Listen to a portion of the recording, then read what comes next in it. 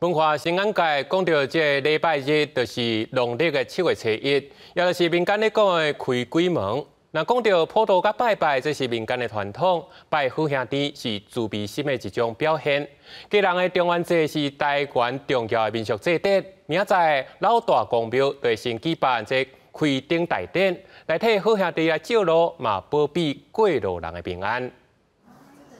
家人的老大公庙，当咧无闲用毛笔甲信众的名写伫普渡灯顶面，刷落来就会甲普渡灯挂咧老大公庙的4颗位啊。这规批满满的普渡灯，拢是信众为着拜六半暝12点中元节开灯夜所准备的。到普渡灯的师傅讲，这挂普渡灯是为着要互108个老大公伫开看门的时，会当照光，互因好找路。 到这时候是普渡公灯啦，要来接应吼，咱咧以前那个先民那一些好兄弟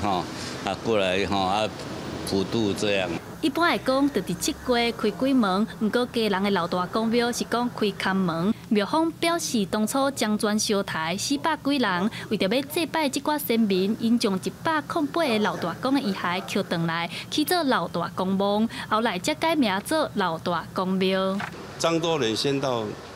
基隆地区来，然后泉州漫道，然后在杭店，就是我们现在的南龙公墓发生械斗，然后械斗后大概死了有100几个了，后来统称叫做108位罗汉。在我们地区有一个叫做杨火辉先生，他去收集回来，就是葬在这边。